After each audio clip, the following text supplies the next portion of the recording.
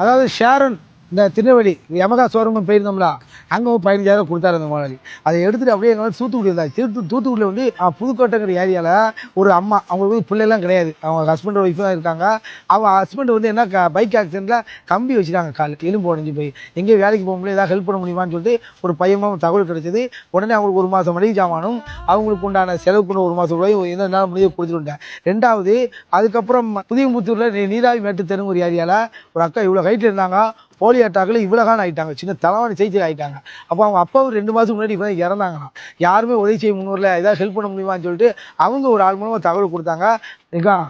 இந்த மொத்த ஜாமானும் உங்களுக்காக, சரிங்களா? உங்களை வந்து உங்கள் அம்மா கவனிக்கிறதுக்காக, சரிங்களா? இது வந்து நான் இப்பவும் நான் சொல்கிறேன், இது ஏன் பணம் கிடையாது. இது எல்லாமே அவங்க எந்த வீடியோ பார்க்குறாங்கல்ல, அவங்க கொடுக்க ஒரு ஆதரவால் வந்தது. சரி, 1 மாதம் ஜாமான் வாங்கிட்டேன். இந்தாங்கம்மா, இல்லைங்க இது வந்து உங்களுக்காக அம்மாட்ட கொடுக்குறேன், சரிங்களா? இதில் வந்து ஒரு 2,320 ரூபா இருக்குது. நான் அதையும் தந்துட்டேன். உடம்பு பார்த்துக்கக்கா, சரியா? எப்பவும் எனக்கு சொல்லி என் கையில் அதிகாரம் கிடையாது. நீங்கள் சொல்லுங்கள், அரசாங்கத்துக்கு யார்கிட்ட சொன்னாங்கன்னா உதவி செய்வாங்களான்னு நீங்கள் கேட்குறீங்க. நான் வேணால் ஒரு சின்ன முயற்சி பண்ணுறேன். ஏன்னா இந்த தூத்துக்குடி புதியமுத்தூரில் அந்த நீராவி மேட்டில் வந்து அந்த அக்கா வந்து ஒரு போலியோ அட்டாக்கில் இது ரொம்ப ரொம்ப ஆள் சுருங்கிட்டாங்க, சரிங்களா? இங்கே இருக்கிற யாரோ கவுன்சிலரோ இல்லை யாரோ ஒருத்தர் அவங்க தெரிஞ்ச ஆளுக்கு யாராவது அவங்களுக்கு என்ன செய்யுங்க, சப்போர்ட் பண்ணுங்கள். மாதம் ஏதாவது உதவி கிடைக்குமான்னு நினைக்கிறாங்க. அவங்க அப்பாவும் இறந்துட்டாங்க, சரிங்களா? அம்மாவும் அவங்க இருக்காங்க, தங்கச்சி அப்பப்போ வந்து பார்த்துக்குவாங்க. இருந்தாலும் யார்கிட்டயாவது சொல்லுவோம், சரிங்களா? ஏன்னா எதுக்காக அவங்க சொல்கிறாங்கன்னா, நான் முந்தின வீடியோ ப்ரொமோஷன் காசை அதுக்கு நான் கணக்கு வர சொல்லி உங்களுக்கு காட்டுறேன். இதுக்கடையில் ஒருத்தர் கேட்டுறாங்க, ஏன் காரில் போகிறீங்களா அந்த காசு யாருக்காக செய்யலாமான்னு சொல்லிட்டு ஒருத்தர் கேட்டிருந்தாப்புல. அவங்க நியாயமான கேள்வி, அதுக்கு விளக்கம் சொல்ல வேண்டியது ஆசிய கேப்டன் என் கடமை.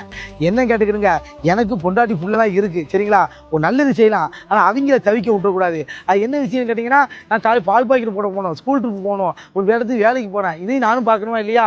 அதையும் மனசை வச்சுக்கிட்டா தப்பாக நினைக்காதியா? ஏன்னா உதவி நான் செய்ய மாட்டேன்னா, இந்த புதியமுத்தூரில் அட்ரஸ் கண்டுபிடிக்க முடியாமல் திறனிட்டு இருக்கும்போது ஒரு ஆட்டோ டிரைவர் வீடியோ பார்த்த மனசை வீட்டுக்கு போய் ரெஸ்ட் எடுக்கலாம் போனார். அவர் 9 நான் வந்தே தீர்வேன்னு சொல்லிட்டு அந்த அட்ரஸில் பார்த்து நீ விட்டுட்டு போனாப்புல. அவருக்கும் நன்றி தெரிவிச்சுக்கிறேன், சரிங்களா? கடைசியாக எனக்கு இன்னொரு வேலையும் இருக்குது.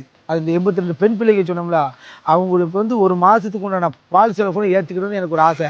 இது எதுக்காக மென்ஷன் பண்ணுறோம்னா, சில பேர் பணம் கேட்குறீங்க, உதவி கேட்குறீங்க, கொஞ்சம் என்னை தளர்த்தி விட்டிங்கன்னா அந்த 82 பிள்ளைங்களும் ஆதரவு இல்லாத 82 பிள்ளைங்களுக்கும் 1 மாதத்துக்கு உண்டான பால் செலவை நான் கொடுத்துட்டு வந்துடுவேன். தப்பாக நினைக்காதியா, உங்கள் கஷ்ட சூழ்நிலை சொல்லிங்க.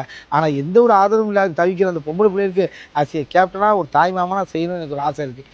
இப்படிக்கு உங்கள் அன்புக்கும் ஆதரவுக்கும் நன்றி. ஆசிய கேப்டன்.